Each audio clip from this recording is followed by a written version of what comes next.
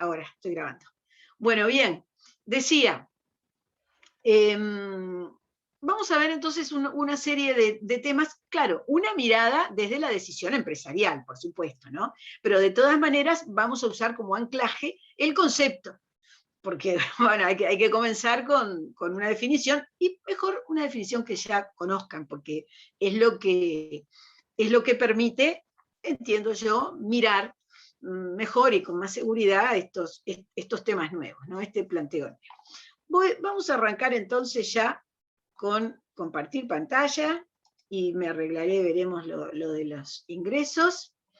Estos son los temas que veremos hoy: financiamiento con recursos de terceros, costo del financiamiento, financiamiento bancario, crédito bancario y alternativas, pero esto sí, no como contrato, reitero, mencionaremos algún tipo de concepto, pero directamente desde esta visión de nuestra materia. Bueno, para arrancar un repaso, ¿no? Ya que estamos prácticamente redondeando con el primero de los temas que vamos a ver hoy, la presentación que venimos haciendo desde la primera clase de recursos financieros, sistemas de recursos, clasificación de recursos, porque hoy ya vamos a arrancar con el estudio puntual de los recursos cuando hablemos del tema bancario, ¿no? Pero para recordar, tenemos recursos básicamente clasificados en internos y externos. Los internos como clave consisten en la autofinanciación, ya sea de mantenimiento como de enriquecimiento. Y cuando hablamos de mantenimiento, hablamos de amortizaciones y provisiones, que son esas decisiones respecto de la consideración de rubros contables. Y cuando hablamos de autofinanciación de enriquecimiento, es la propia más genuina, si se quiere, la propia en el sentido de la generados, que son los dividendos no distribuidos, ¿no? Es la inversión en la sociedad de los dividendos no distribuidos a los socios, a los accionistas. Y del punto de vista de los recursos financieros externos, tenemos recursos propios, que ya estudiamos, nuevas aportaciones, capital, y tenemos también ajenos o de terceros, que pueden ser a largo plazo o a corto plazo. De los de a largo plazo, bueno, tanto de los de largo plazo como a corto plazo, tenemos, parte de ellos tienen que ver con recursos que proporciona el sistema de intermediación financiera y en particular los bancos. A largo plazo tenemos préstamos, leasing, emisión de títulos, hipoteca. Cuando me refiero típicamente de los bancos, hablo de préstamos, aunque no es exclusivo de los bancos, ¿no? Pero de todas maneras viene por ahí. A corto plazo, también los bancos pueden participar en esta oferta, descuento bancario, factoring. Son los ejemplos, e iremos mirando o recordando algunos de estos temas. Muy bien. Financiamiento con recursos de terceros. ¿Qué es? ¿En qué consiste? ¿Qué características tiene esta posibilidad? Bueno, cuando hablamos de este tipo de recursos, hacemos referencia a aquellos obtenidos de alguna manera del exterior de la empresa. Y la nota usual y que da sentido al sistema es que implican una devolución con pacto de intereses, plazos de amortización, pagos estipulados. Es decir, cuando hablamos de este tipo de recursos, aquí hay que firmar un contrato, hay que hacerse la idea, firmar, negociar, como se pueda, ¿no? Porque con algunos dadores de estos recursos, lo que hay son contratos absolutamente predeterminados, ¿no? Por ejemplo, el tema bancario implica básicamente entrar, ¿no? en un sistema que para la propia vida del banco, y siguiendo normas también bancos centralistas que hacen al control de la actividad bancaria, tienen unos márgenes, ¿no? De modo que hay que hacerse la idea que uno entra ahí en un sistema general de requerimientos. Bueno, siguiendo con estas notas características de lo que es el financiamiento con recursos de terceros, pueden establecerse instrumentos de capital, como es integración como accionistas, o instrumentos de deuda, que son contratos donde la empresa será deudora. Y hay una faceta muy interesante respecto de la mirada de los terceros en el mercado, respecto de lo que implica el acceso a financiamientos de algunos terceros. Muchas veces constituye una segunda visión sobre la rentabilidad de la empresa y pone en evidencia que se le da oportunidades a la empresa. A ver, claro, no siempre, de igual manera, hay que ver las condiciones, pero para ser radical en lo que digo, no tener acceso a la red bancaria, por ejemplo, a crédito, quiere decir que está mal la empresa. Quiere decir que no creen en que la empresa pueda funcionar. El acceso a determinados créditos o a determinadas operaciones, o a un leasing con determinado perfil que todos se conocen en el mercado, y esto significa que vieron el proyecto, por decirlo así, que vieron los documentación contable de la empresa y dijeron, sí, yo creo, yo doy crédito. ¿No? Entonces, más allá de lo que implica la necesidad de financiamiento y las posibilidades eventuales de márgenes de negociación que haya, también hay una mirada importante en este sentido. Vamos a ver que es muy importante con el tema que vamos a hablar el jueves, que es mercado de valores. Entrar en el sistema que permite operar en el mercado de valores es muy positivo del punto de vista de imagen y consideración que de alguna forma derrama llegar a ese nivel. Y el otro tema que también, el último punto que aquí destaco, que también hay que tener muy en cuenta, cuando se trata de inversores que de alguna forma vienen por un camino de condiciones, ahí puede haber una generación de dependencia, en el sentido de que hay límites para tomas de decisiones, capaz que algún pacto, incluso de no hacer, de requerir algún tipo de ok, o como sea, según el caso. Entonces, bueno, ese es otro factor también para tener en cuenta, ¿no? En qué grado, según cómo se negocie, algo que en definitiva puede terminar significando el compartir un destino, porque, a ver, el que está dando recursos tercero pretende asegurarse como pueda que va a tener el retorno correspondiente. Y una de las formas es justamente atando consideraciones referidas a la toma de decisiones de la empresa. Entonces, bueno, sobre todo cuando se trata de instrumentos de capital, en algún tipo de inversionistas, que eso, por más que implique entrar en la sociedad, tiene una mirada de tercero, por muchos pactos que se pueden estar estableciendo en este tipo de contratos de inversión. En fin, concepto general de financiamiento, en qué pueden consistir, y esto de que es muy importante, esas posibles miradas de mercado que se tienen según los casos que correspondan. Bueno, así como plantea el programa para presentar, hay dos distintos tipos, si se quiere, de financiamiento de terceros: el financiamiento comercial y el financiamiento financiero. El comercial es otorgado por empresas comerciales que no tienen ni facultades ni competencias de entidades del sistema financiero, y es absolutamente legal. Y el financiero, que es el otorgado por entidades del sistema, ¿no? Del sistema financiero, el que es supervisado, regulado desde el Banco Central, al cual haremos referencia. Cada uno tiene características de funcionamiento, ventajas, ámbito de acceso, y esto es muy importante, ¿no? Poder diferenciar uno y otro, cuál conviene y en qué escenario puede estar la empresa que está tomando este tipo de decisiones.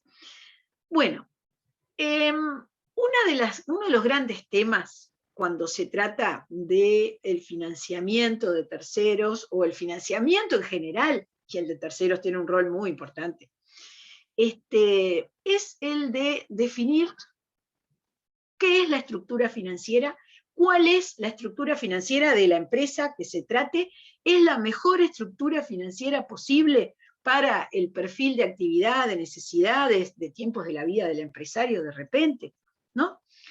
Y Y estructura financiera significa, en términos muy generales, luego veremos comentarios y reflexiones, pero para introducir al tema, significa en qué consiste el tipo de financiamiento que estoy eligiendo para la empresa. Es mirar, a ver, en qué proporción es propio, en qué proporción es de terceros, en qué proporción es bancario, en qué proporción me puedo financiar con dividendos propios no distribuidos. Entonces, todo eso pinta da mucha información sobre la empresa y sobre el empresario y sobre el país, ¿no? Ya vamos a una caracterización que incluso va más allá, porque en cada región del mundo hay una tendencia y hay una característica sobre estos temas, ¿no? Ya lo vimos cuando comentamos respecto del sistema de las empresas nacionales, que por ejemplo en la región es fuerte la presencia dentro de la estructura financiera de lo que es la deuda con bancos, ¿no? Por muchas razones. Bueno, bien, pero hay varios autores que hablan sobre la teoría de la estructura financiera. En finanzas es una constante hablar de esto. Hay en la información que les he subido, en algunos de los que les he subido, y sobre todo que les he puesto ahora en el esquema, al final del esquema de la clase de hoy, que eso lo subí creo que el sábado o el domingo, hay varios, pero todos arrancan hablando de Modigliani y Miller, que son como la piedra fundamental respecto de esta referencia. Entonces, ellos tienen dos posiciones. La diferencia entre uno y otro es que el 63 incluye los impuestos en el análisis de los números correspondientes, y en el 58 era más teórica o más lineal, si se quiere.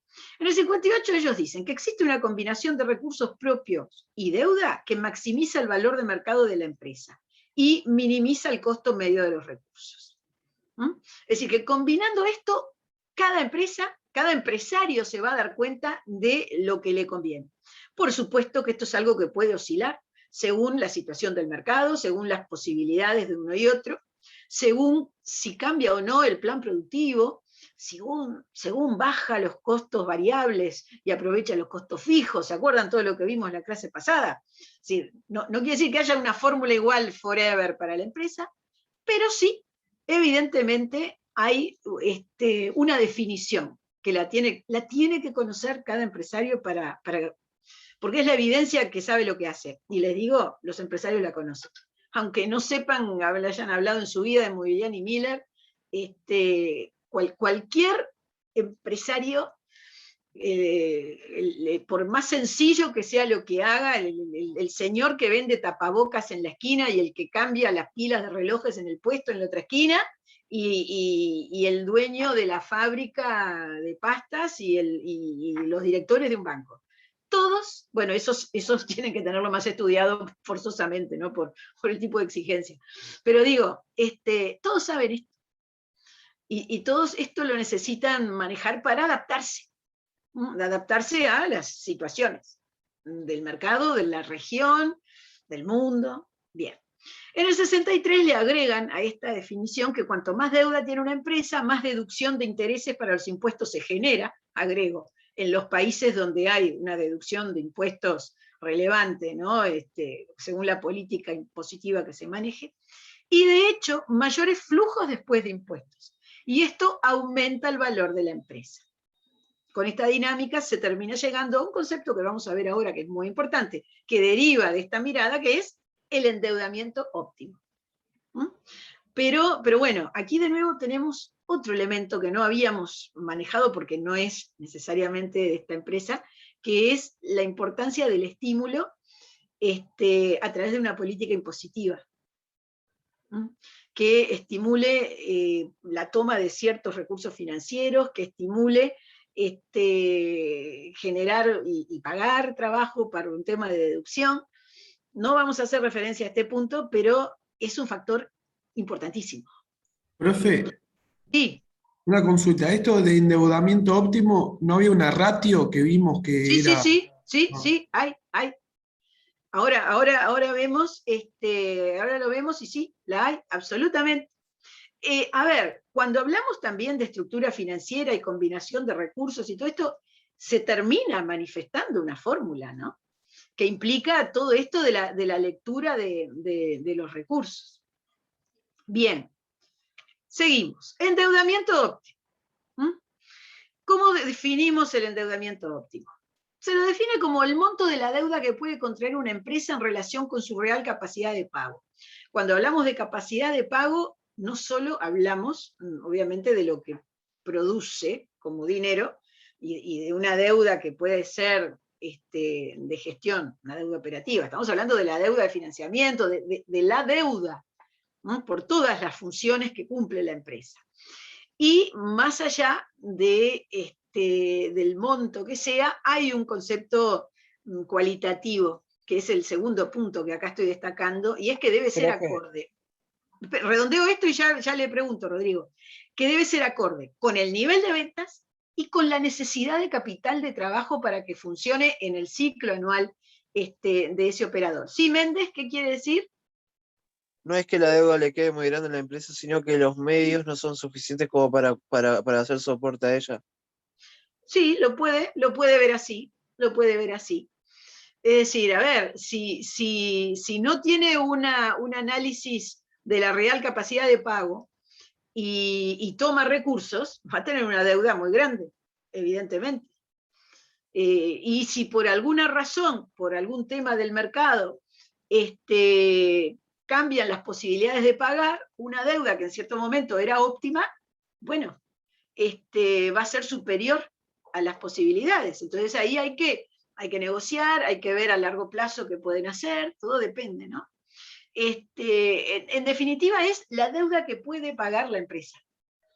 ¿Y cuántas veces uno escucha? Yo con lo que entro, con lo que vendo, manteniendo esto, pago tales y tal cosa. Bueno, es eso, es el endeudamiento óptimo. Y la determinación deriva del análisis de ratios, ¿no? Como todo lo que estamos hablando. Es cierto, cuando hablamos de información para la elaboración de los ratios, hablamos de información que surge de ese momento estático del estado contable. Pero bueno, es la forma de proyectar. Y no se olviden que con todo este mundo de la contabilidad online, ¿no? Perdón, la contabilidad primero informatizada y después son sistemas online y todo este tipo de facilidades, hoy el empresario, con cualquier software estándar, tiene capacidad de tener balancetes día a día. Le dicen el balancete al que no es el formal, anual, que requiere todo un trabajo de control mayor, pero un estado de valores los puede tener muy rápidamente. De nuevo, eso es un análisis muy importante para la gestión. Eso más la información del medio, ¿no? De lo que se viene, dice si se firma un tratado, no se firma un tratado, y no lo digo pensando en una empresa grande, pensando en la empresa de alguien inteligente que mira valores. Bien.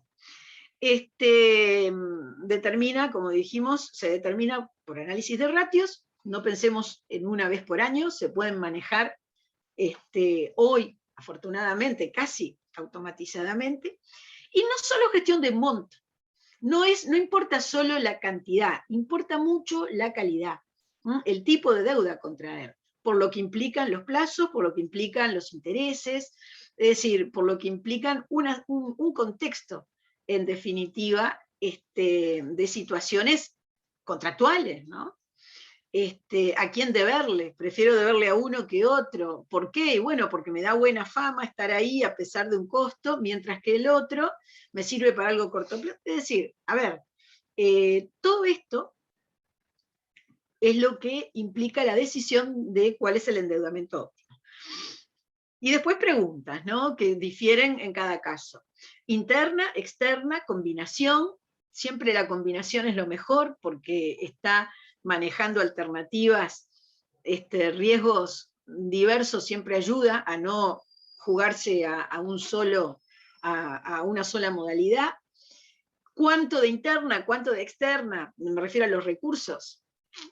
Bueno, ahí depende. Depende de la capacidad de producción que tenga la empresa, depende de la política de dividendos. ¿Se acuerdan cuando hablamos de la política de dividendos en la clase pasada?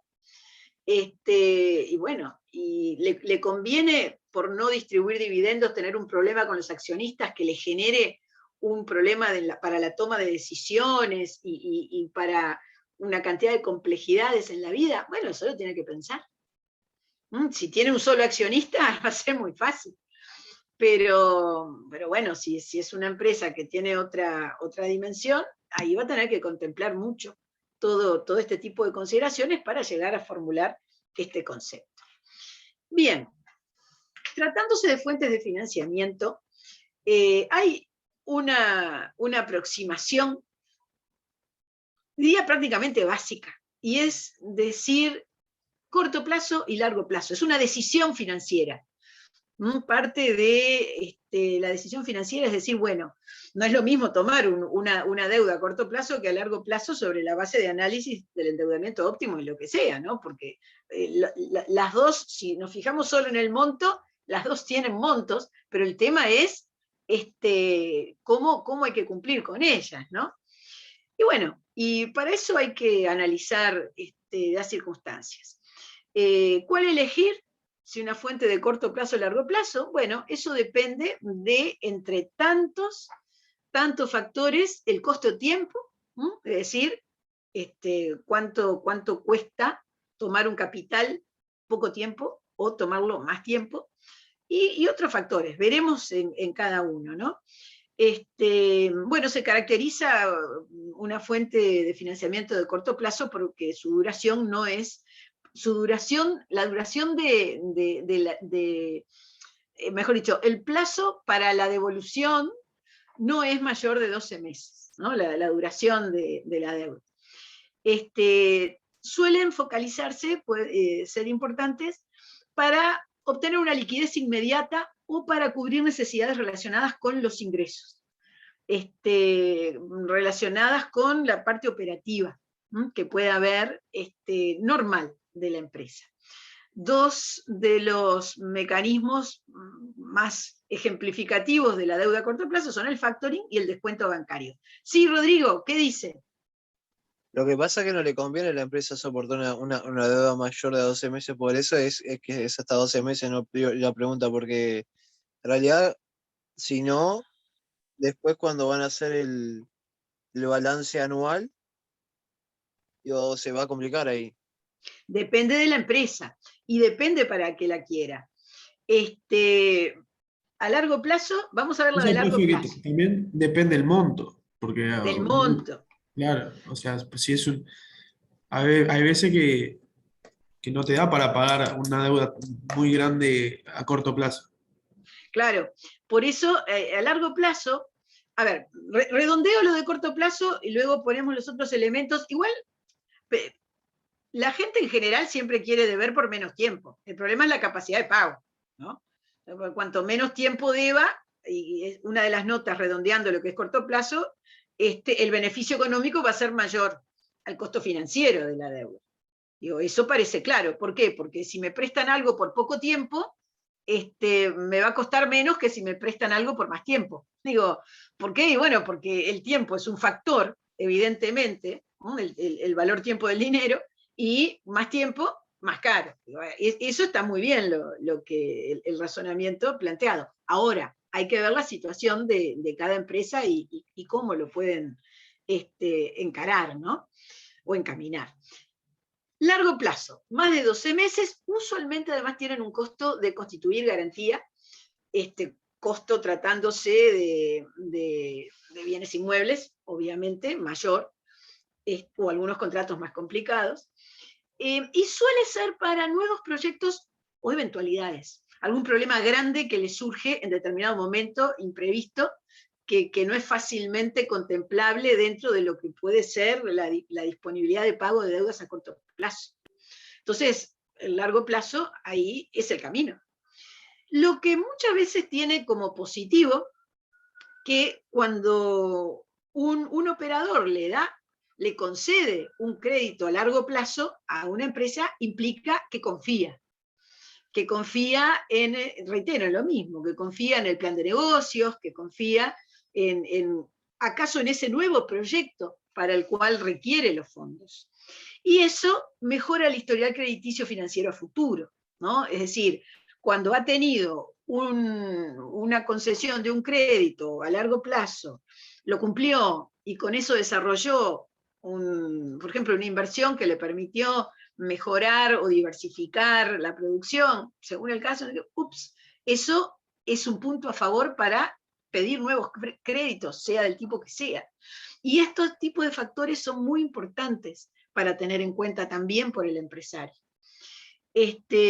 Otro tipo de cosas o ventajas que se suele enunciar, porque hay una lista larga de ventajas y desventajas de las de corto plazo y de las de largo plazo, que muchas de ellas, de estas ventajas y desventajas que se suelen mencionar, en realidad son circunstanciales de cada empresa, ¿no? Yo hice una globalización más concreta por esa razón. Pero también la deuda a largo plazo permite reestructurar procesos de producción. Es decir, cuando usted quiere hacer un gran cambio, estamos hablando de una empresa pyme tirando a mediana en adelante, ¿no? Y ahí se va a financiar con un largo plazo. Largo plazo, cuanto menos largo mejor, por el tema costo, evidentemente, pero en definitiva es lo que va a terminar necesitando. Bien, entonces, corto plazo y largo plazo, en definitiva, suelen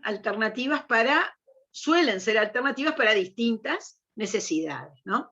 Y me olvidé de comentar los dos ejemplos que elegí como ejemplo de financiamiento a largo plazo, puse hipoteca, leasing, son típicamente, vieron que involucran un bien, en cualquiera de los casos, bueno, suele venir por ahí. A ver, hablando de leasing, sin perjuicio de que va a haber una clase interesantísima más adelante, en cierto momento, cuando se puso el leasing así, medio como que se empezó a usar mucho acá, hace más de 20 años, me acuerdo, una campaña del Banco República, no digo facilitando, pero abriendo las chances del leasing para la renovación de flota del transporte.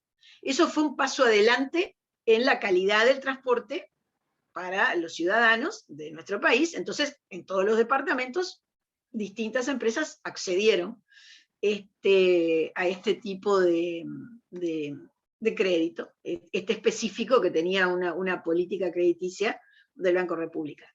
Estos eran contratos, el estándar de los que me tocó ver, por lo menos, eran todos de 5 años, ¿no? Y uno dice 5 años. Y bueno, pero fue un salto impresionante. Había de 3 y había de 5.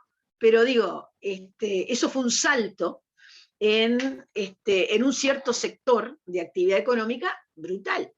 Y no podía hacerse de ninguna manera a corto plazo, por el tema de costos y por el perfil usual de las empresas en el Uruguay.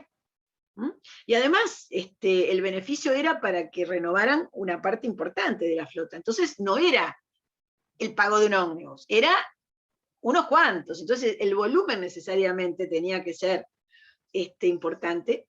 Y bueno, y fue muy, muy positivo, ¿no? Bien. Seguimos. Acá hay un relacionamiento entre estos conceptos que plantea el programa, que es decir, endeudamiento, costo de la deuda, política de riesgos, cómo funciona todo esto junto, cómo se conjuga. Bueno, el costo de la deuda básicamente lo miran las dos partes, es de gran preocupación para el que toma los recursos, para el tomador. La política de riesgos, en distinta materia, también lo ven los dos, pero si estamos hablando del endeudamiento, el tema riesgo por ese deudor, se imagina que es la preocupación del dador de los fondos, mientras que el costo es la preocupación del tomador, ¿no? Pero aquí hay un concepto muy interesante, que es definir cuáles son los riesgos preferibles, en definitiva. Es decir, la toma de decisiones entre sus costos y entre las variables que hay que analizar son los riesgos. No hay decisión sin riesgo desde el punto de vista financiero, ni para el dador ni para el tomador. Entonces todo trata de la definición de los riesgos preferibles, en este caso, ¿no? El costo de la deuda va a ser el interés. Si es tasa fija y caen, se estará pagando sobre el costo, por ejemplo, ese es un riesgo para el que toma una deuda a tasa fija. Ahora después vamos a ver con más detalle este tema en unos minutos. Y otro riesgo muy importante cuando se toma como opción el inversor en la empresa, bueno, el riesgo va a ser las decisiones que tome, que admita o que se tomen en conjunto con ese que va a estar adentro de la empresa. Por supuesto que está el riesgo, pero obviamente también la negociación, lo que se firme en el contrato correspondiente, en cualquier caso puede estar por lo menos conduciendo la situación de forma tal de mitigar el riesgo, ¿no? Pero ese es el concepto central, el riesgo preferible, en definitiva, cuando hablamos del endeudamiento de la empresa y obviamente también del costo de la deuda. Bien, pasemos al segundo punto, el costo del financiamiento.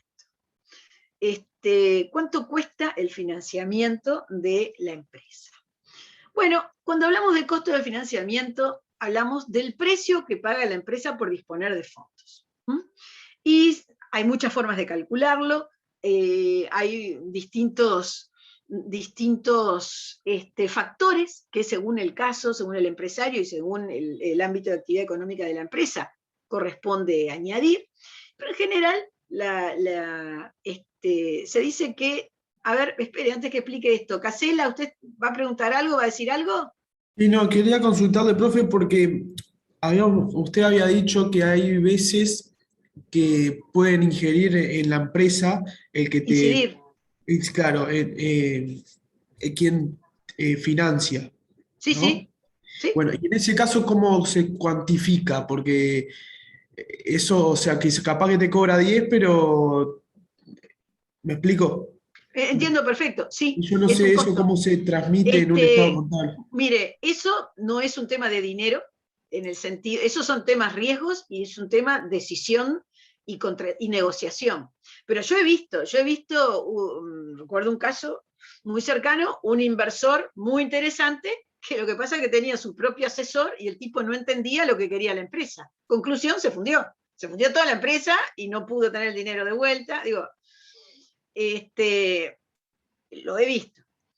Claro que era un caso especial. No era tanto dinero, pero era una buena suma. Acá lo importante es negociar. Lo importante es negociar. Al principio dice, bueno, la intervención va a ser en esta medida. ¿Se acuerdan cuando hablamos de sociedades comerciales, cuando se hace referencia a que si hay determinados accionistas y se negocia un ingreso de otro accionista que va a ser un accionista inversor, este accionista inversor dice, bueno, pero yo quiero tener un director mío en todas las sesiones, y ahí pone al contador, que es el que le desarrolla una parte de algo? Bueno, es parte del riesgo. Es parte del riesgo. Si toma una inversión así, es porque de alguna forma es mejor que un préstamo bancario. Es clarísimo. Si un préstamo bancario, una vez que le dan el ok y cree en la posibilidad, en la rentabilidad, después es solo devolver la plata. Y no tiene más nadie. Pero a veces no se puede. O a veces es demasiado caro el costo en el sentido patrimonial, digamos, y dice, bueno, me tengo que inclinar por una suma con menor costo de servicio de deuda, pero tengo el tipo metido ahí. Y bueno, depende, ¿no? Depende de muchas cosas, depende de qué pueda firmar según su posición y necesidad de fondos. Pero aquí cuando hablamos de costo de financiamiento, en esta definición, hablamos de precio, hablamos de dinero, ¿no? Lo otro tiene que ver también con riesgo preferible al adoptar una decisión cuando se mira las características de la deuda que toma la empresa. Ya le digo, muchas veces unas buenas condiciones patrimoniales no son lo mejor para el éxito. Y a veces sí es lo mejor para el éxito, ¿no? Digo, a ver, pero bueno, es esa cosa que el empresario tiene de aventurero, ¿no? Conocedor, aventurero, el mundo. Decía, se calcula ¿Cómo se calcula el costo de financiamiento? Como la media ponderada de los costos de cada uno de los recursos financieros utilizados en función de su peso dentro del volumen total de financiación de la empresa. A ver, el costo total del financiamiento de la empresa implica promediar todo lo que se paga por concepto de intereses según los distintos tipos de deuda que tenga. Y ahí va a saber esa persona cuánto le cuesta financiarse. Y de repente ahí se va a dar cuenta, o va a tomar más conciencia del porcentaje por el cual paga menos, y el cual paga más. Entonces dice, ¿me conviene apuntar al que paga menos? ¿Qué debo yo, además del tema precio para este tipo de deuda? Entonces dice, bueno, sacrifico una cosa, estoy en condiciones o no, no sé, pero reitero, todo eso es muy especial de cada sector, pero es parte de este tema. Y además, bueno, hablando del costo del financiamiento general de la empresa, obviamente permite analizar si se puede pagar en general, ¿no? Pero lo del costo de financiamiento y promedios, más allá de ese dato relevante, implica o mejor dicho, lleva a analizar con detalle la naturaleza de cada una de las deudas, ¿no? Porque esa valoración es fundamental. Diferencias entre el costo de financiamiento de terceros y el costo de capital propio, lo que veníamos diciendo, ¿no? Y tiene una diferencia importante en costo, obviamente. Y además, según la fuente, como dijimos, hay temas de imagen reflejada en el mercado. Todos estos que estamos hablando, bueno, y esta reflexión que redondea lo que venimos diciendo, son factores para la decisión financiera, ¿no? Dependen del momento de la empresa, dependen de qué es lo que necesite priorizar. Una empresa que tiene buen acceso al crédito en distintas vías, y capaz que está bien que opte por algún tipo de crédito que le dé una imagen muy buena. Es parte de un lujo que puede darse, ¿no? Pero bueno, no siempre pasa eso, no en todos los momentos lo pueden hacer las empresas, entonces el gran tema siempre va a ser el menor costo posible, ¿no?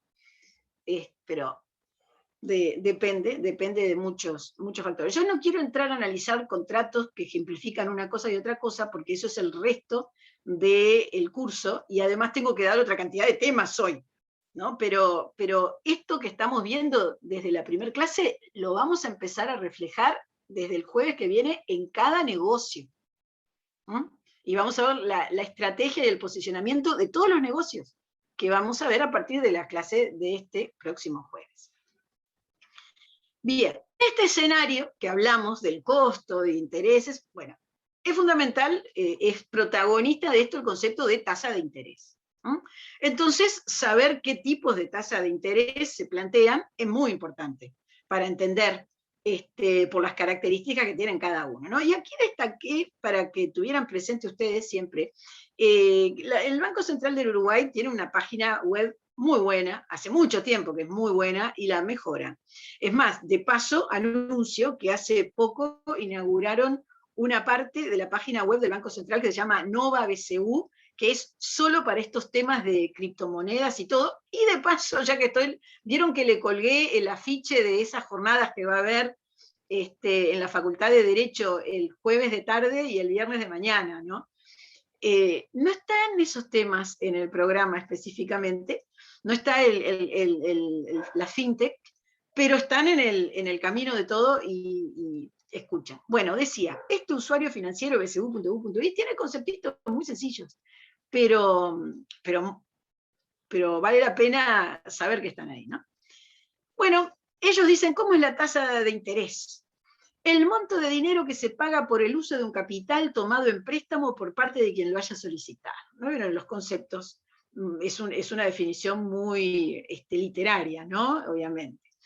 Pero la tasa de interés es el precio del dinero, y según cómo se calcule, según de qué mirada de roles de entidades de intermediación financiera, por ejemplo, se maneje, se clasifica. Es decir, hay mucho apelativo, todas clasificaciones que hacen al uso contable, ¿no? Raramente normatizadas, de cómo se clasifica. Tasa de interés se compone por 3 factores, ¿no? para definirla, para cuantificarla.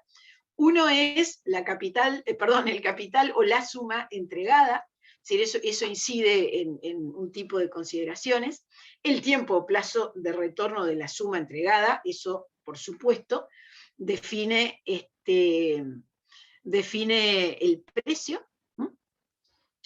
Y bueno, y en definitiva va a haber una tasa que es ese precio específico por un capital prestado durante un tiempo. Y volvemos a un concepto inicial que vimos, el valor tiempo del dinero, que es el factor fundamental de todo este tema. Hay tasas de interés lineal y tasas de interés efectiva, según cómo se tengan en cuenta los intereses que se van generando. Entonces, cuando uno habla de tasa de interés nominal, la tasa de interés lineal, se le suele decir, es una tasa de interés simple, solo genera intereses de capital inicial.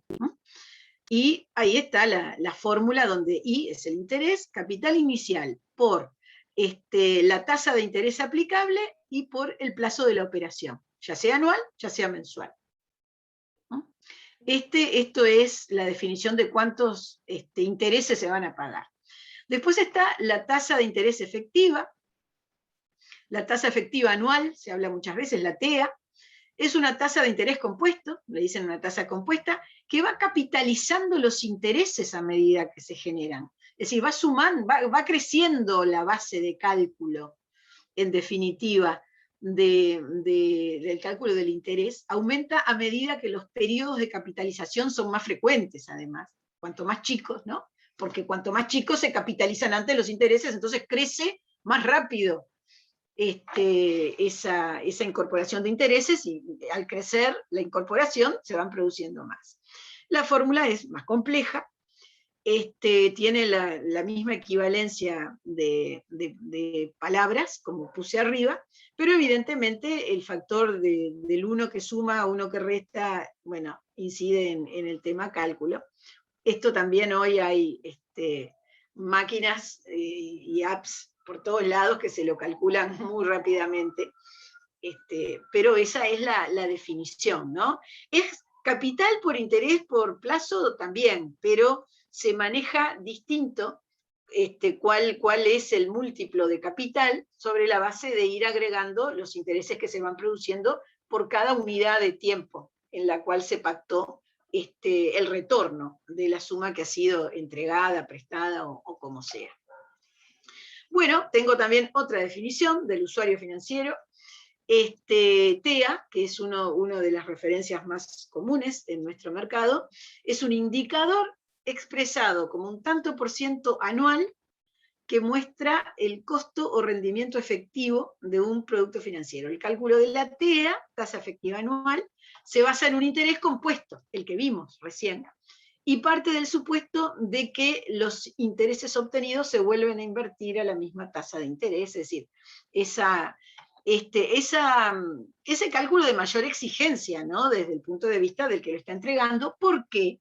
Y porque se estima en ese caso, cuando se pacta un TEA, que quien podía haber tenido el dinero prestado antes, por cada unidad de tiempo, lo podría haber usado en sí mismo otra vez, lo obtenido de los intereses más la suma.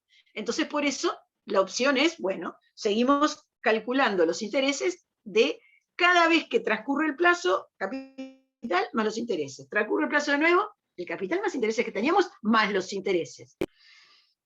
Ese es el posicionamiento respecto de entender la conveniencia de pactar esto, ¿no? Que además, como les decía, es de uso en una cantidad de productos del sistema. Otros conceptos de tasa de interés y otro tipo de intereses. ¿Qué es la tasa de interés implícita?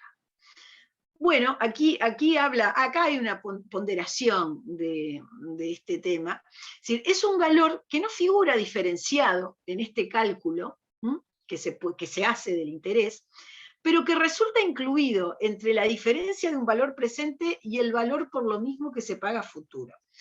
Como decía, es otra manifestación de valor tiempo del dinero, y significa que, además del valor de los intereses que se pueden pactar, pago el tanto por ciento, hay otros valores que determinan un pago mayor a la suma recibida. Uno puede ser simplemente, lo agrego, es decir, hoy entrego esto, hay que devolverme tanto de capital, y mientras va transcurriendo un cálculo de interés además pactado. Es parte de los precios. Pero lo que a mí me importa que rescaten como concepto es que esto está incluido en un precio general, mientras que el cálculo de la tasa de interés efectiva o el interés nominal es un cálculo tiempo, tiempo, tiempo, tiempo, tiempo. Y esto es un precio que no tiene la discriminación del cálculo de interés, por decirlo así. Por ejemplo, hablando de casos que uno que ha visto cuando habla de títulos valores o lo que sea, vieron que hay algunos vencimientos de títulos valores que la propia ley prohíbe que impliquen o que se puedan pactar con cálculo de intereses, son las de fecha fija. Y bueno, ahí si a alguien le prestan 100, hace un título valor, una letra de cambio, bueno, la que sea, un título valor, a 30 días con valor 110, póngale, ¿no? ¿Hay una tasa de interés? No. ¿Cuál es el concepto? El interés implícito. ¿Por qué? Y porque devuelve más de lo que le prestaron. Pero eso es válido. Digo, a ver, es un tema de la condición para que le presten una suma. Bueno, acá puse unas referencias que se escuchan para que estuvieran presentes en la terminología: tasa LIBOR, tasa Euribor. London Interbank Offer Rate es la famosa tasa LIBOR, es una tasa bancaria diaria que se basa en tipos de interés a la que los bancos británicos prestan el dinero, es una tasa activa, pero lo prestan en el mercado mayorista interbancario, se lo prestan entre los bancos. Y es una tasa que muchas veces se fija en negocios, en contratos. Hay que ver día a día cuánto está el LIBOR. Y una parecida, que surgió un poco después, es la Euribor, Euro Interbank Offer Rate, índice de referencia del mercado interbancario de la eurozona, y es el precio al que las entidades bancarias realizan operaciones entre sí. Tiene que ver con un ratio también, pero bueno, esto era prácticamente informativo, ¿no? Para tener idea cuando se habla de estas tasas.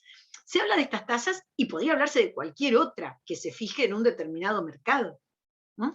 El hecho de fijar una tasa de interés es un precio, y un precio tiene el arbitrio de las partes, ¿no? Una para proponerlo y la otra para aceptarlo, y la posibilidad de negociar si quieren, ¿no? En definitiva, eso es, salvo cuando estemos hablando de referencias nacionales, que ahí es muy importante.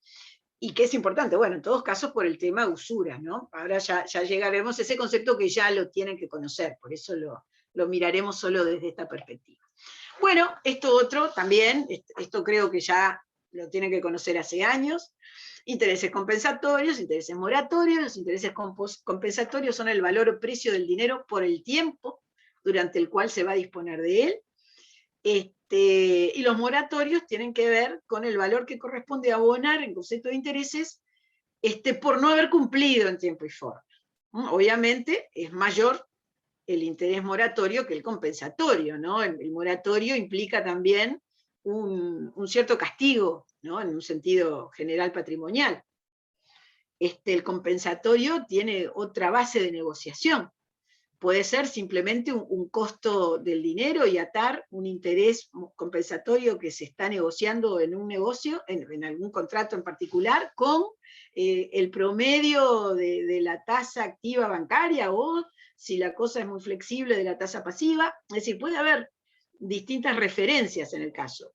Estamos hablando de algo, de conceptos cualitativos de clasificación, cuando hablamos de compensatorio y de moratorio, ¿verdad? Bien. Profesora, Sí. ¿no es por la ley 18.212 ¿Sí? y además bimensualmente el Banco Central saca una tabla de Sí. máximos de interés moratorio y compensatorio que se puede hacer? Sí, sí, sí. Sí, sí, sí. Es decir, a ver, ahora íbamos a hablar un poco del tema usura. El punto por ahí viene en relación a un tema de política pública, cuál es en todos lados la usura, ¿no? Es decir, impedir un abuso desmedido, pero no llegando a ese límite, que además es de cada lugar, bueno, el tema es negociar, nada más que negociar. Y los márgenes que da, ¿no? En la definición de usura también. Bueno, veamos otra referencia a este concepto tasa de interés, que es su relación con el spread bancario. ¿Qué es el spread bancario? El spread bancario es una franja que describe la diferencia entre una serie de factores, pero básicamente hablando de lo que se paga como tasa activa y lo que cobra como tasa pasiva un banco. Bueno, yo puse una definición general. El spread bancario es la diferencia entre lo que la entidad de intermediación financiera cobra por operaciones activas, por ejemplo, un préstamo, con lo que se obliga a pagar por operaciones pasivas. ¿Cuál es el monto mayor en materia de interés? ¿El de las operaciones activas o el de las operaciones pasivas? El mayor. Pero, o sea, claro, digo yo que el préstamo, Claramente, claro. claramente. ¿Por qué digo claramente? Porque tiene una cantidad de costos que pagar. Así es la ganancia del banco. La Después de ganancia, tasas. el riesgo de que no le paguen, los costos operativos del banco, si todo sale de esa diferencia. A ver, el depósito bancario, de alguna forma, es la adquisición de materia prima, digo, por decirlo de esta forma. Y tiene que pagar, bueno, algo que lo haga atractivo, competitivo, pero lo menos posible, siempre. ¿Por qué? Y bueno, porque tiene que buscar una diferencia y generar un margen para que funcione el negocio bancario. Entonces, eso se llama spread, esa franja. Y el análisis del spread bancario es muy importante para la economía. Cuando uno dice, se achica el spread, dice, ups, está entrando menos dinero, hay un problema. ¿Qué problema? Porque puede ser, bueno, que esté muy bien, ¿no? O puede ser que esté muy mal, según de dónde sea el problema de lo de abajo o de lo de arriba, ¿no? Y todo esto tiene una repercusión, todo lo que sucede con el margen tiene una repercusión importante en la vida económica del mercado, del país que sea, y en todo el mundo mundial los bancos centrales, o como se llame, pero es la función de banco central, están pendientes de este tema y de toda una serie de circunstancias. A ver, la mesa está siempre viendo qué sucede para poder reaccionar, para poder impedir las hecatombes y sobre todo para poder solucionar los problemas, incluso problemas de un operador, ¿no? Y una de las cosas que se mira es el spread. No se me ocurrió buscar últimas novedades del spread nacional como ejemplos, pero bueno, ya veremos. Ese tema, si encuentra alguna nota interesante, se las dejo colgadas ahí en el material. Y como ven, las dos barreras que tienen para la definición del spread hacen a la tasa pasiva, que es la tasa de las operaciones pasivas, y la tasa activa, que es la tasa que se corresponde con las operaciones activas. Ahora digo, repitiendo viejos conceptos, ¿quién me define cuáles eran las operaciones activas de los bancos y las operaciones pasivas? Eso toda la gente lo ha visto en Comercial 1. ¿Se acuerdan la diferencia entre operación activa y la pasiva? ¿Qué rol tiene la entidad de intermediación financiera en la operación activa Yo siempre digo A y AC y la operación pasiva.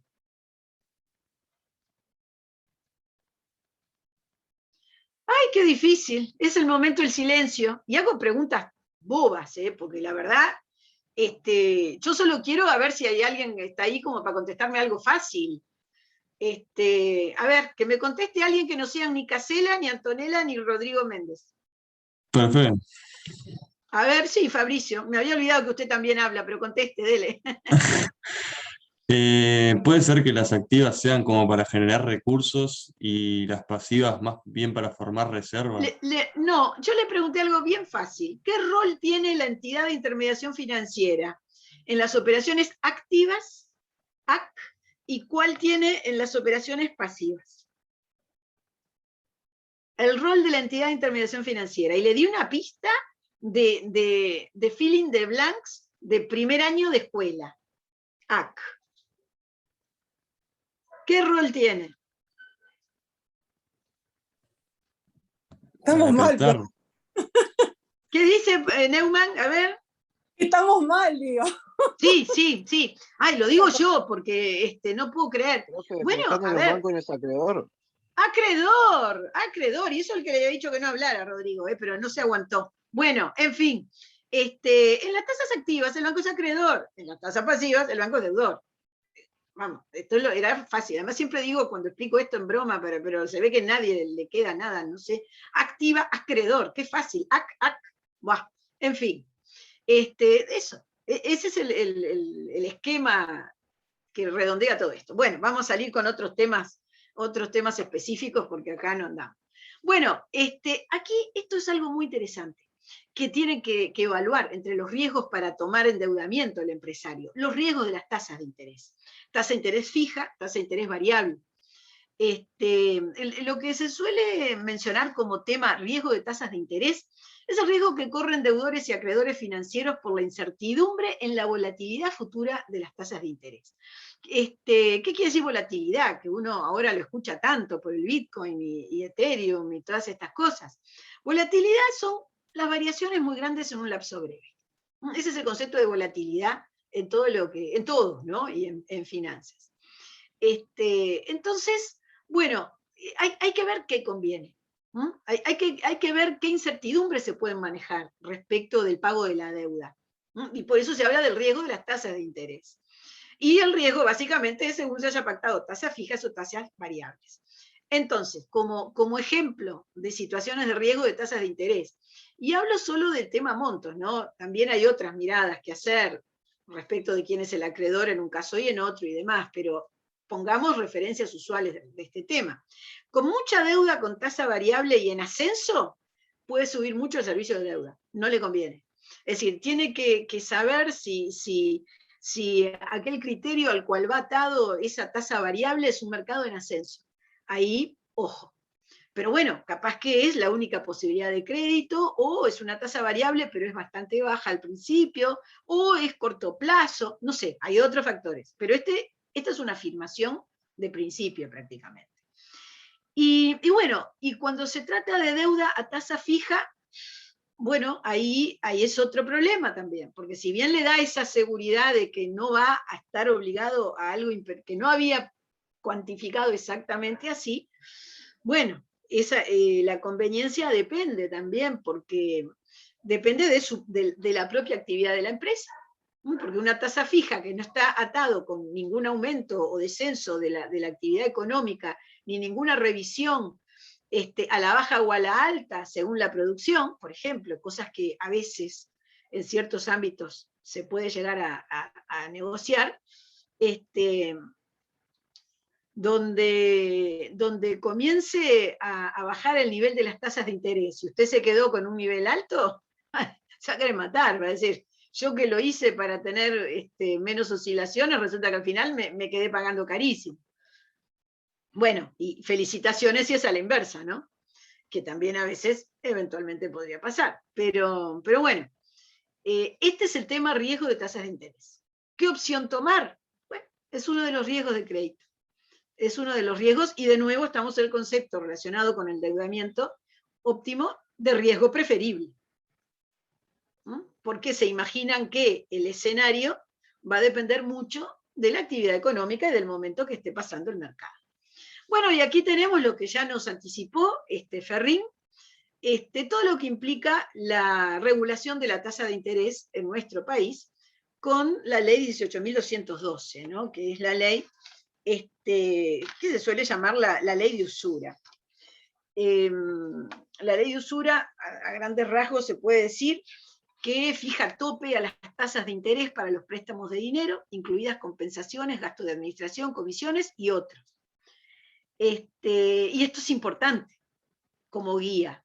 Claro, no pensemos tampoco que es, que es muy baja, ¿no? Pero de alguna forma es realista y de hecho uniformiza. Entonces, es importante para cualquier mercado que haya una posibilidad de estas. Es fundamental, le diría, ¿no? En muchos sentidos.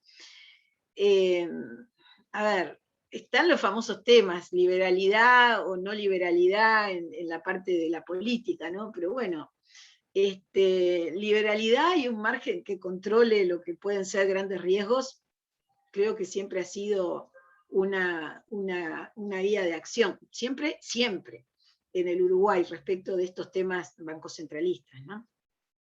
Bueno, cuando intereses u otros cargos cobrados en una operación de crédito o préstamo superan los topes máximos fijados, bueno, aquí estamos ante el concepto de usura. Concepto que no quiero profundizar en este caso, nada más que por razón de tiempo, pero además porque ustedes ya lo tienen que haber visto, creo que en penal también se ve el tema usura, ¿verdad? ¿Sí? Sí, responsabilidad civil también. En todo, en responsabilidad civil, en penal. De modo que acá no nos va a interesar una definición ni un análisis del tema, pero sí que lo visualicen respecto de esto, ¿no? De que viene a engarzar esta ley lo que estamos hablando de riesgos en la toma de decisiones y riesgos de la tasa de interés. Así, aquí va, aquí se hace presente y como ven tiene una gran utilidad como existente, ¿no? Otra cosa es analizar si es alta, si es baja, si políticamente, desde el punto de vista político-económico, corresponde o no corresponde ese monto. Ese es otro tema. Pero visto en el contexto de límite para las decisiones, es un factor a manejar siempre. Muy bien. Puse igual alguna definición para recordar los conceptos que vimos. Usura no solo son los intereses, son también otros cargos cobrados. Es decir, el pretexto de que se cobra otro tipo de concepto que no sea interés no sirve para excluir una situación abusiva del concepto de usura. Y bueno, y luego está el detalle de lo establecido, ¿no? En la ley 18.212, que es una ley del año 2007, específicamente de diciembre del 2007, establece tasas máximas por cualquiera de los dos conceptos, y está dirigida a bancos, cooperativas, empresas administradoras de crédito, personas jurídicas, prestamistas, o personas físicas en general. En realidad tiene una cobertura universal desde ese sentido, ¿no? Porque además luego asimilan a operaciones de crédito algunos otros contratos para que no haya duda, es decir, los documentos, el descuento de documentos, las operaciones con letras de cambio, financiamiento de venta de bienes y servicios, es decir, todo pasa por la mirada del límite usura. Bien, seguimos con otros temas. Vamos a ver ahora financiamiento bancario, cómo pasa el tiempo. Financiamiento bancario, bueno, de nuevo, tenemos una cantidad de temas que ya conocen ustedes. Son las alternativas de financiamiento que ofrecen las entidades de intermediación financiera, siempre con particular referencia a los bancos, ¿no? Es la principal fuente de las empresas uruguayas. Digo con particular referencia a los bancos porque el banco es el que puede hacer todo, incluso es el único que puede hacer ciertas cosas. Ahora vamos a ver esas definiciones. De modo que es un poco el centro. Ejemplos: préstamo a plazo, líneas de crédito, que son aperturas de créditos, tarjetas de crédito empresarial, las famosas corporativas, crédito de uso, todo eso sin que sea excluyente en algunos de los ejemplos que di, el hecho de que lo dé un banco, obviamente son de los instrumentos más frecuentes. El concepto de intermediación financiera, que no vamos a analizar con detalle, porque de hecho ya también lo deberían saber, pero sí me interesa destacar algún comentario de la actividad como tal, a efectos de lo del financiamiento, y también lo enlazamos con el spread. A ver, tenemos una aproximación bastante nacional, haciendo referencia a dos conceptos que están en la definición de comerciante de toda la vida, que es la habitualidad y la profesionalidad, que tiene que caracterizar a la intermediación financiera como actividad financiera. Me interesa recordar el concepto de intermediación o mediación. Mediación es acercar a las partes. E intermediación financiera es algo mucho más profundo, porque para la actividad financiera, intermediar significa, por el tipo de bienes, que son títulos, valores, dinero, sobre todo dinero o metales preciosos, bienes fungibles en definitiva, el tomador de los recursos en la intermediación financiera hace suyos los recursos y los recoloca en el mercado a nombre propio. Y esto es muy importante porque vamos a ver que, en definitiva, este tipo de recurso financiero, que es el que estamos estudiando, que es el del sistema de intermediación financiera, tiene unos grandes controles sobre la base de que esta diferencia spread implica que hay alguien que coloca a nombre propio y que está corriendo con todos los riesgos de eso. Y todos los riesgos que en definitiva se van a volcar al que está esperando el retorno del contrato de depósito, los depositantes. Todo deriva de este concepto clave, intermediación financiera, como actividad de operaciones, que a diferencia de cualquier otro tipo de corretaje, ¿no? de persona que tradicionalmente está en el medio, digamos, entre dos partes, aquí no está en el medio nada. Aquí hace suyo lo que le entrega, por el tipo de bien que se trata, fungible, y lo recoloca a su nombre, bueno, con la justificación de las diferencias y los riesgos que toma. Así que eso quería distinguir del concepto de intermediación financiera. ¿Cuáles son las entidades de intermediación financiera? ¿Qué capacidad operativa tienen? Bueno, esto es bastante interesante también. A mí me parece que lo más práctico siempre es leer directo del Banco Central. ¿Están mirando la página web mía? ¿O se quedaron en el PPT? Está en la En un PPT, PPT, profe. dice entidad de intervención financiera y su capacidad operativa. Entonces, esperen, porque yo apreté el link y apareció, entonces acá, es esto lo que quiero ver. Ahora sí, Banco Central del Uruguay. Ahora sí.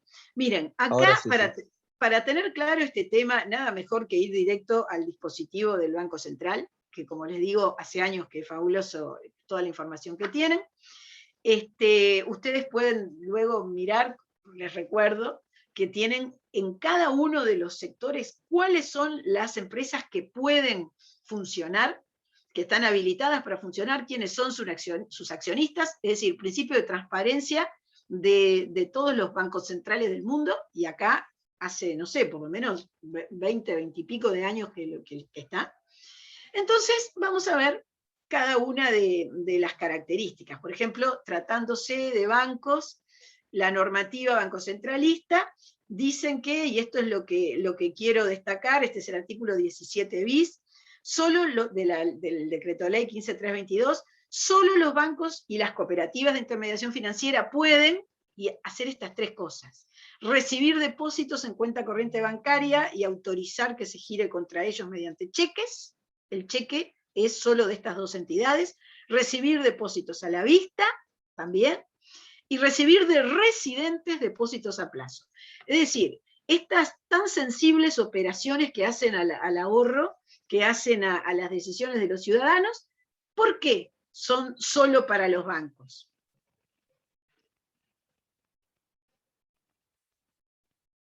¿Por qué?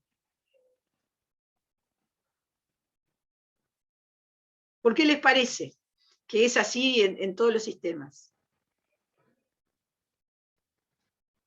Yo acabo de comentarlo, me parece. ¿Puedo Acá repetir la está. pregunta, profe?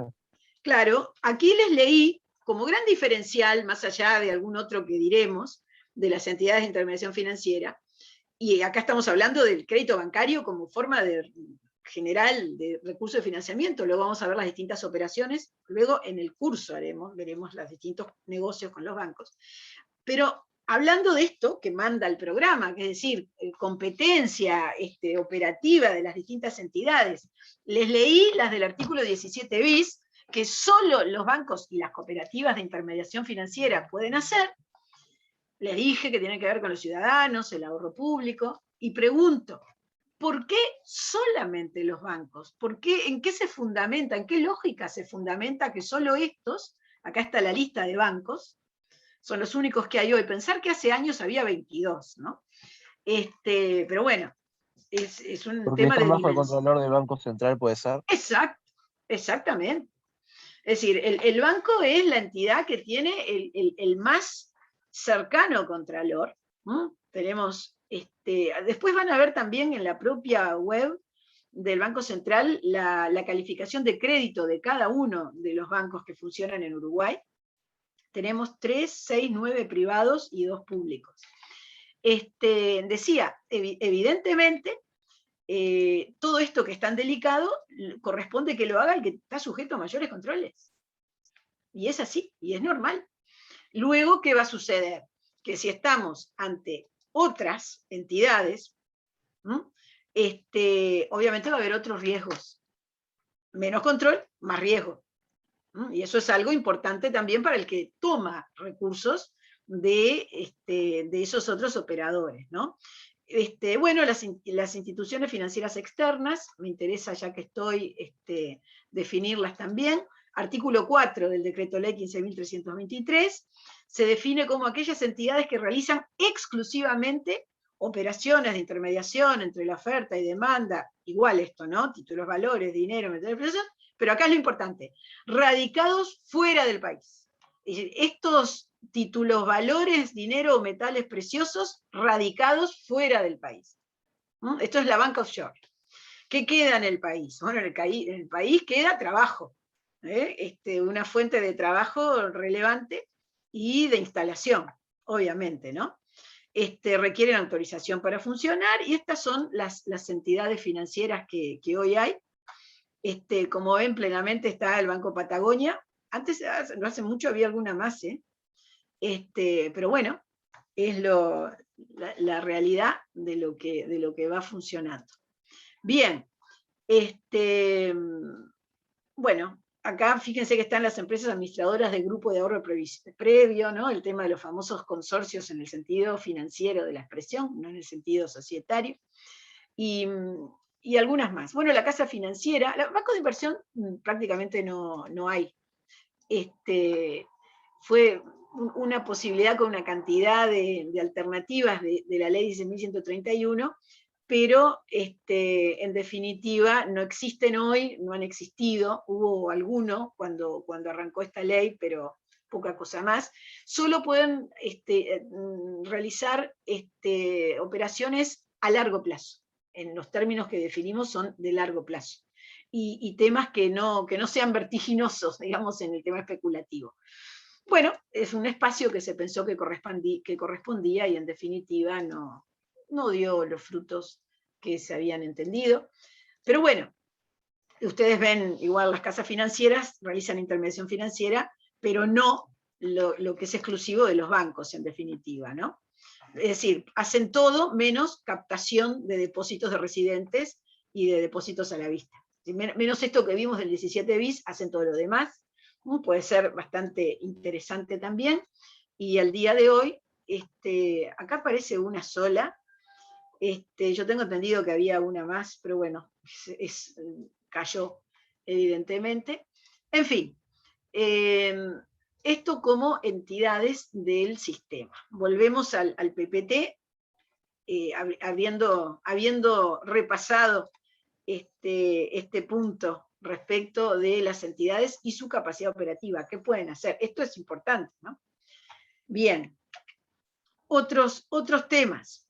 ¿Qué hace? Bueno, la Superintendencia de Servicios Financieros del BCU es la entidad que controla todo lo que es el tema de entidades de intermediación, su constitución, su funcionamiento, su liquidación.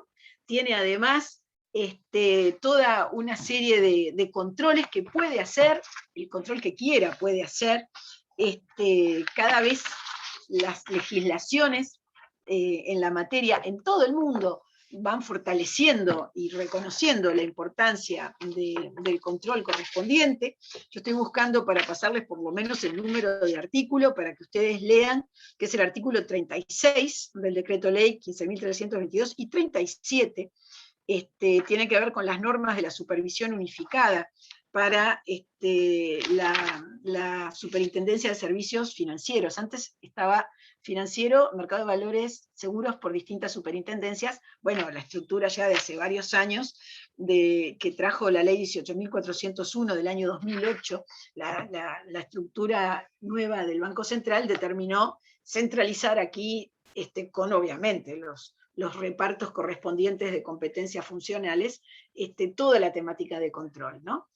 En fin, ustedes pueden, el organigrama parece muy sencillo, pero les puedo asegurar que la asignación de equipos interna es bien compleja y de alta, muy alta especialización. En fin, controles en todas las instancias, supervisan todas las entidades correspondientes en la medida de las competencias, ¿no? En la medida de la competencia legal y de las competencias financieras. Concretamente, cometidos y atribuciones de la superintendencia es un listado bien extenso del artículo 38, que va de la A a la W. Debe ser el artículo que tiene letras más extenso del derecho uruguayo, ¿no? Incluso llega a atender los reclamos de los consumidores de las empresas reguladas. Lo destaco porque, bueno, es una particularidad de lo estricto del sistema, también en todas partes, que el Banco Central maneja, quiere saberlo todo, debe saberlo todo de sus entidades, de las entidades controladas, y por eso también le corresponde ese tipo de cometidos. Bien. Para ir terminando, porque en realidad son 11:25 tengo yo, y nos falta reflexionar sobre un bloque de temas, y reitero, todo esto que lo he dicho rápido, lo he dicho así por una opción tiempo, y porque eso ustedes lo pueden manejar y entender, ¿no? No porque no importe, y no porque no sea parte de la clase. Algo más, y ahora sí, específico relacionado al crédito bancario y sus alternativas. Bueno, crédito bancario son los créditos que concede una entidad, ¿no? Se define por el dador. Cuando hablamos de crédito bancario estamos hablando de una especial forma jurídica del dador de recursos.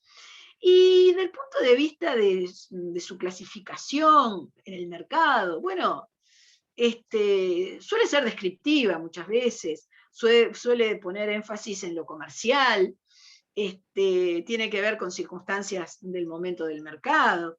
Es muy común en todas partes la clasificación según el destino, crédito agropecuario, crédito comercial, crédito de consumo, seguro que ustedes lo escucharon hablar. ¿Por qué? Y bueno, porque cuando decide un banco que el volumen de esos contratos por adhesión, en definitiva, por más que tengan algún margen, pero son todos contratos por adhesión, que es lo que puede sustentar un sistema como este y dar seguridades al sistema, además. Cuando tiene temas en común, cuando se trata de distintos operadores de los que van a devolver las sumas, y por eso se presentan así comercialmente, ¿no? En el mercado. También se clasifica o se califica el crédito según las garantías, crédito personal, crédito hipotecario, eso es más leguleyo como clasificación, pero en definitiva lo pueden clasificar el crédito bancario como sea, ¿no? Por cualquier variable que le pueda interesar analizar a cualquier persona, ¿no? Tienen una específica regulación y un control de las autoridades del sistema financiero. Esto evidentemente incide en los costos, incide en los controles, inciden los márgenes de negociación posibles. Es decir, tienen una característica muy muy fuerte. Eso sí, le da una estabilidad al concepto crédito bancario respecto de en qué puede consistir. Es decir, grandes diferencias o grandes asimetrías, como se suele decir, no son frecuentes de encontrar. Sí va a haber alguna toma de riesgo de repente del banco para competir, pero todo dentro de ese margen de análisis que hace la entidad que supervisa, ¿no? Pero aquí reitero, el gran punto de sensibilidad respecto del control es que los recursos que toman los bancos para reinvertir en crédito para empresas pueden provenir, y de hecho provienen, de esa posibilidad exclusiva en torno al crédito, perdón, en torno a ahorros de los ciudadanos. Y eso lo cambia todo, y eso justifica el costo que en definitiva tiene el crédito bancario. ¿Qué cosa buena tiene? Como decía yo, lo vimos antes, ¿no? Cuando hablamos de créditos de terceros, por ejemplo, cuando un banco le da crédito a alguien, a una empresa, quiere decir que confía en su rentabilidad. Claro, ustedes me dirán, a veces se han dado créditos en empresas que era imposible que funcionaran. Bueno, ese es un tema del banco. Ese tipo de cosas ha ocasionado la discusión de qué responsabilidad tienen los bancos cuando hay graves momentos de incumplimiento. Es decir, cuando dan y dan y dan crédito a gente que de repente no podían darle. Es decir, por algo también esto se enlaza con la clasificación de las empresas sobre su posibilidad de riesgos, y a determinados grados no se le da tanto cuanto. Es todo, el insertarse una empresa o un privado, digamos, en lo que es el crédito bancario, es un estatuto de deudor también, ¿no? Más allá, y un estatuto de posibilidades de acceso al crédito, que sí podrá tener particularidades, pero no es un margen tan grande, ¿no? Seguimos para avanzar con esto. Bueno, nociones, algunos conceptos más, vamos a ver, más allá de meternos de esta manera en este recurso financiero. ¿Qué es el crédito amortizable? Bueno, cuando se habla de crédito amortizable se hace referencia al valor de un activo que sufre una depreciación por el paso del tiempo. Ya hablamos de amortización en la clase pasada, esto lo estoy repitiendo. Se refiere a la vida útil del objeto, en este caso, para cuya adquisición se obtiene el préstamo. Entonces, acá viene atado de nuevo el destino, ¿no? De para qué se está concediendo el recurso, qué es lo que quiere financiar ese empresario que toma una decisión de ir a la red bancaria sobre la base de analizar créditos amortizables. Se puede pagar en cuotas periódicas fijas, entonces le llaman el préstamo francés, o en una sola fija, en una suma sola, fija, un tiempo después, es el préstamo americano. Miren, en estos temas de créditos y de contratos tipo, hay una cantidad, el francés, el americano, el inglés, en cantidad de operaciones, ¿no? ¿Por qué? Por el uso internacional. Entonces quedan con ese nombre y entre los operadores ya saben de qué se trata la descripción, ¿no? Pero bueno, aquí cuando hablamos del francés o del americano, estamos hablando de cómo es que se pacta el retorno, ¿no? De esos, si es el pago del retorno, si es en cuotas periódicas fijas o una sola suma a posteriori. Después está otro concepto también muy común, que es el crédito revolving, que es algo muy interesante y bastante usado en la dinámica de las empresas de cierto porte y sobre todo de ciertas necesidades. Cuando se habla de crédito revolving hacemos referencia a una línea de crédito concedida por una entidad de intermediación financiera que tiene un cierto límite a efectos de disponer del dinero durante un tiempo determinado, pero que acá lo que implica es que se va pagando y va resurgiendo ese seguir con el crédito. La cuota a pagar se define según el informe utilizado más los intereses generados por el importe puesto a disposición. Y permite una gran dinámica de financiación. El revolving quiere decir que usted tiene una apertura de crédito, sería la expresión tradicional, y saca, devuelve y mantiene todo absolutamente cuantificado, según cuánto saca, cuándo lo devuelve, en qué cuotas lo paga, el interés que va a tener. Eso tiene todas también fórmulas, pero esto es fundamental para la empresa operativa, porque tiene una disponibilidad y la mantiene con los pagos pactados respecto de lo que retira. Retira un poco más, bueno, tiene que pagar un poco más en tanto tiempo o con más interés si lo pone otro. Todo eso detallado. Ni que hablar de lo fabuloso que fue en los últimos 20 años meter computación y cálculo automático en todo esto, ¿no? Porque incluso en algunos lados el propio cliente, cuando está pensando en cuánto saco, por qué, puede hacer esa operación y sabe cómo decidir según qué posibilidades de retorno va a estar obligado a contemplar. Otro mecanismo también muy frecuente, y ya vamos a algunos instrumentos, es el descuento de documentos. Esto ya lo saben, es lo que el otro día nos enteramos que era experto Casella, que primero no nos contestó nada, pero que después sí. ¿Se acuerda, Casella?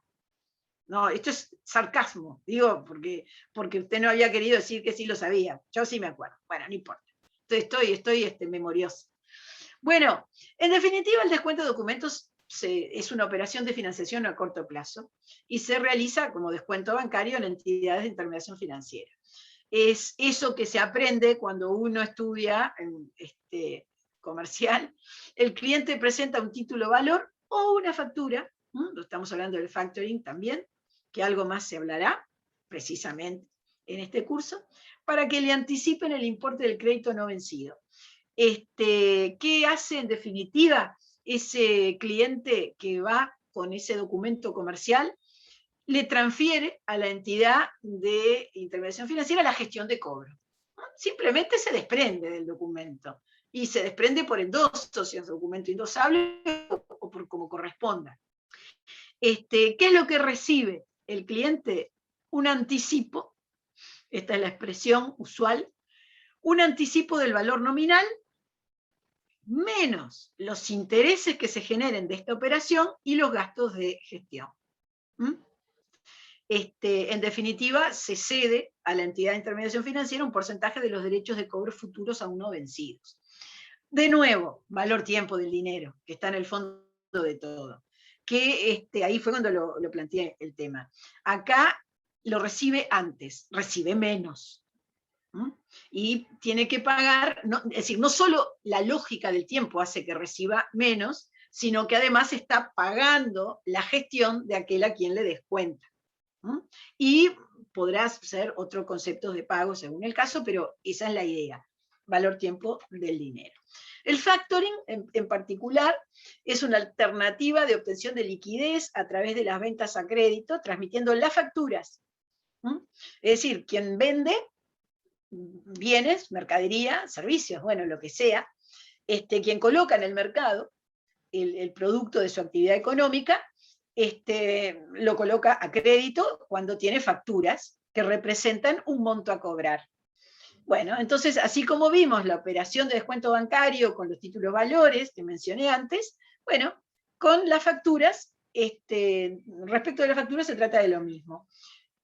Toda esa cartera que documenta crédito concedido sobre la base de la colocación en el mercado de la actividad de una empresa, se está transfiriendo a una empresa que se dedica a esto, sea entidad de intermediación financiera o empresa directamente autorizada en el sistema, y esto es muy bueno para el comerciante porque evidentemente hace a la especialización en su actividad productiva, mejora la eficiencia de la gestión de la empresa, y bueno, y a su vez pasa a profesionales, ¿no? de administración de carteras. En Uruguay está esta ley del año 99 que modificó una preexistente con estos temas de securitización y factoring, que bien, quedan en toda esta temática. Hay algo muy especial que quiero destacar. Profe, Sí. yo no sé si es equivalente o no, porque sé que hay estudios jurídicos que hacen que a los bancos, o sea, no sé si es este negocio jurídico o es otro, que le compran las deudas a los bancos, digamos, esos créditos que tienen los bancos y van y se lo cobra a la gente, por ejemplo. Bueno, es un negocio por el cual el banco terceriza, dicho en términos generales, el cobro de deuda. Lo de comprar es asumir riesgo en realidad, ¿no? Y sí, es eso, sí. Digamos que después de la operación, ¿cómo hace dinero el banco con eso? Bueno, perfectamente puede haber un departamento de cobros de ciertos documentos que el banco prefiere cobrar, pero analizando toda esa cartera de cobro de documentos que tiene, algunos, seguramente un porcentaje muy importante, los puede poner a disposición de terceros. Sí. Dentro de esto hay mucho negocio de servicios profesionales, desde hace mucho tiempo, ¿no? En distintos bancos centrales del mundo. Hay estudios, yo recuerdo casos de otro lugar, pero que a veces se vuelven estudios jurídicos, me refiero, hasta dependientes del proveedor de este tipo de contratos, porque viven de este tipo de actividad, ¿no? Pero bueno, eso a su vez es un criterio de empresa del estudio jurídico, ¿no? Perfectamente válido, ¿no? Porque mientras tanto es una actividad profesional necesaria. Quiero destacar esto como algo muy particular y distinto de lo que son los regímenes legales y que responde a esa peculiaridad financiera, ¿no? El artículo 45, inciso 2 y 46. A ver, en primer lugar, cuando hablamos de cesión de créditos, el régimen general es el artículo 563 del Código de Comercio, donde habla del consentimiento necesario del deudor cuyo crédito es cedido, ¿no? Este es el régimen general. Ahora, la dinámica financiera de transferencia, por lo que implica también el total de lo que se transfiere, que son también las garantías, no podía resistir este tipo de formalidades, en el sentido de esperar cada consentimiento en los casos. Entonces, lo que fue necesario consagrar legalmente y reglamentar y tener presente para que el sistema nacional respondiera a todas estas necesidades, fue un régimen especial de la cesión de créditos en garantía y de la cesión de estos créditos en general, que está en la ley 17.202 en materia de factoring, que dice que en estos contratos será válida una cláusula por la que se pacte una cesión global de créditos. Se imaginan que esta dinámica profesional de mercado no podía hacerse, no solo por un tema de tiempo, sino por un tema de realidad económica. Se paga globalmente, se cede globalmente, ¿qué acredita la legitimación del que lo tiene? El contrato de cesión global, admitido según artículos 45 y 46 de la ley 17.202. Lo que sí se requiere es que los créditos futuros sean determinables, claramente, ¿no? Porque estamos hablando de una disposición de derechos, y eventualmente dice que se podrá convenir que el acuerdo de cesión de los créditos futuros que pudiera haber a favor de la empresa sea título suficiente de transmisión.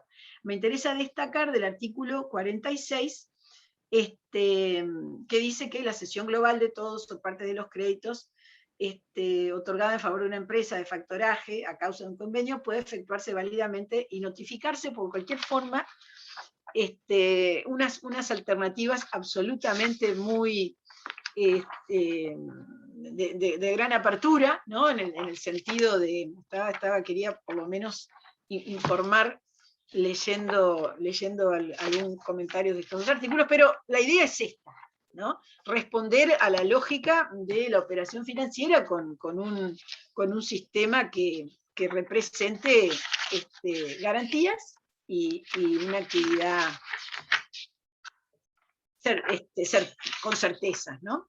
Por ejemplo, el artículo 33, que habla de la transferencia o cesión de créditos, que habla de, bueno, cesión, mera inclusión del crédito, individualización precisa, especificando las garantías, eso va, cualquier medio existente, una notificación, en su caso, que no implique ningún tipo de consentimiento, es decir, cambiando esa regla que sigue preexistente para otro tipo de cesiones de crédito, naturalmente, no las de esta consideración masiva de tratamiento.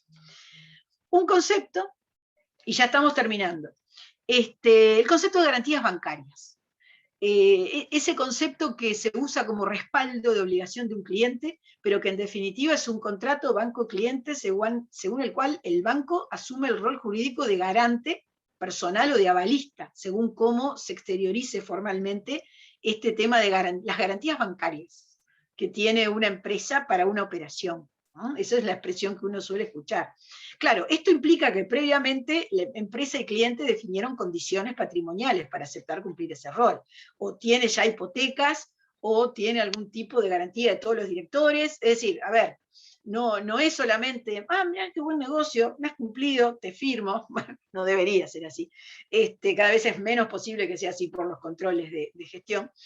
Y es muy común en operaciones de comercio internacional, en las operaciones que se hacen entre bancos y empresas radicadas en dos países, las operaciones de importación-exportación, por ejemplo.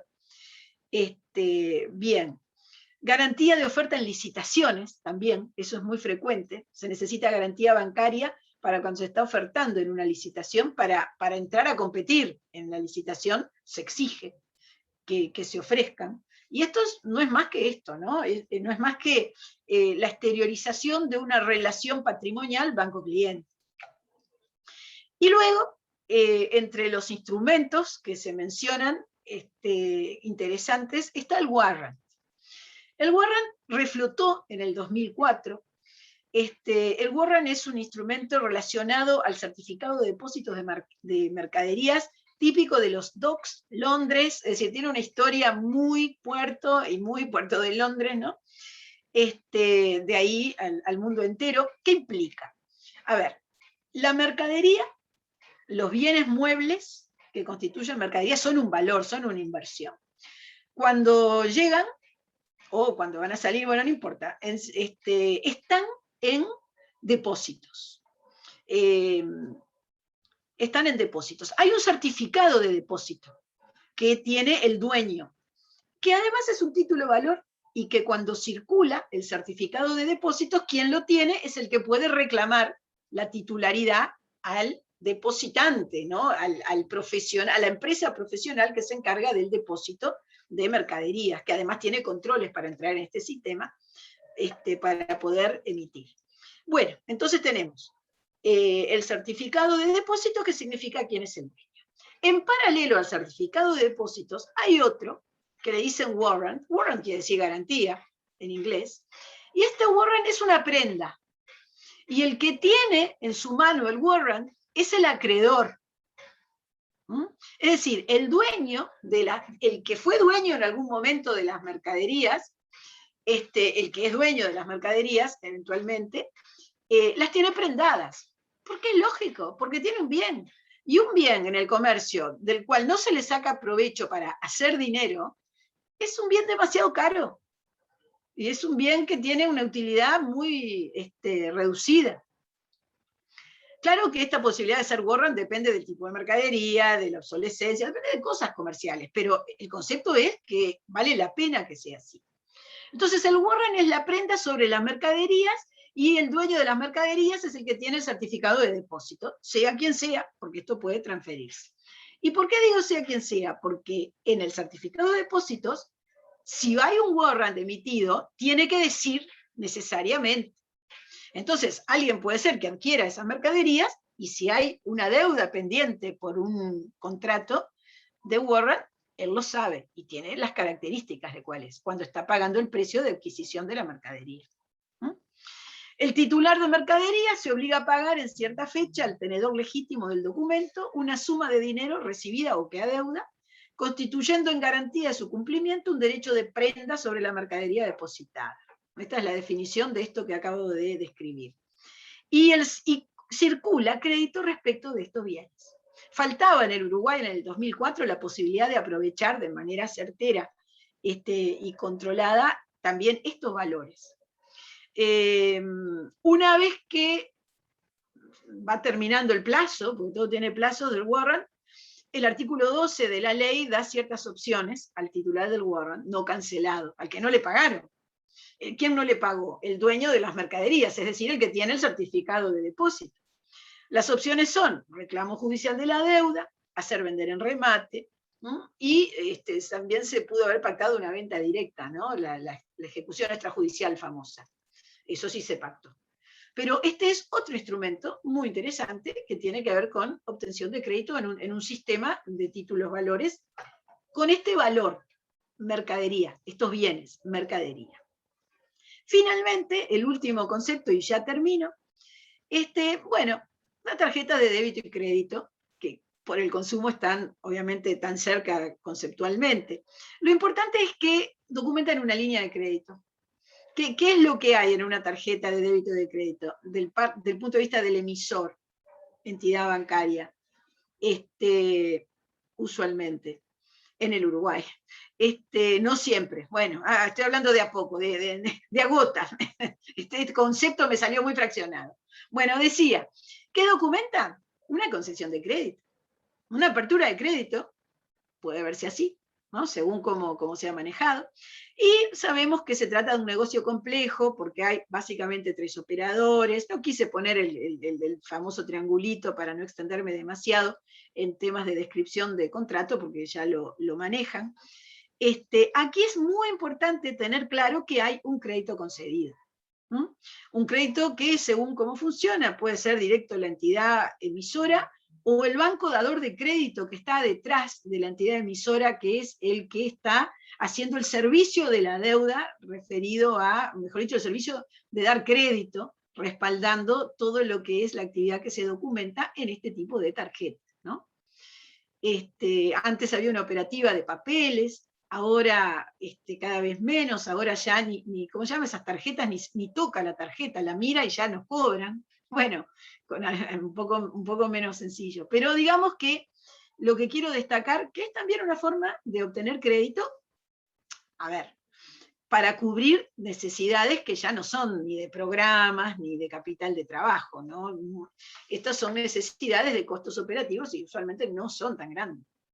Pero, reitero, es una forma de documentación. Bueno, con esto terminamos los conceptos de la clase de hoy. Son y 48, me pasé como 7 minutos. No sé si tienen alguna pregunta concreta, algo que me quieran preguntar antes de terminar. ¿No? Bueno, hoy fue mucho concepto, ¿no? Pero, ¿sí? Que voy a llamar a Elías. Bueno, llamen, ahí está, llame. ¿Y qué le iba a decir? Bueno, a ver, lo pudimos hacer rápido, sabemos, porque son conceptos que deben manejar, pero aquí, en realidad, la idea es mirarlo integrado al sistema de recursos financieros de la empresa. Esa es la mirada correspondiente a este tan particular operador del mercado, que es el sistema financiero, el banco o la entidad que toque de todas estas. Bueno, entonces dejo aquí, descansan mañana, que es feriado no laborable, y venimos con mercado de valores en la clase del próximo jueves, ¿ok? Y ya de ahí ya arrancamos la altura crucero, como dicen los aviones, una cantidad de temas así, top, top, top, y después viene el parcial, el 30 de septiembre. Adelante. Sí, ¿te puedo hacer una consulta? Claro. El externo, vos sabés que yo estoy un poquitito atrasada, me estoy poniendo al día. ¿El externo que mandaste es obligatorio? Sí. Está, es hasta el jueves el tiempo, ¿no? Hasta el 26, efectivamente. Bueno, está. Y porque veo que no está tampoco muy detallado la actividad. Tú lo comentaste en clase, me dijeron. No solo la comenté, sino que está escrita en el propio booklet, ahí está detallada. Ah, bueno, yo no lo vi hoy en donde estaba la actividad. Ah, mírelo, está al final de donde se explican los ratios y ahí explica y cómo hacerlo. Bárbaro. Gracias. Bueno, que pasen muy bien. Ahora sí, nos vamos y chau. Que pasen bien. Nos vemos el jueves. Chau, chau, chau. Hasta luego. Chau, vía Jorge, vía Enrique Falco. Esos fueron los colegas de hoy. Chau, que pasen muy bien. Un gusto verlos.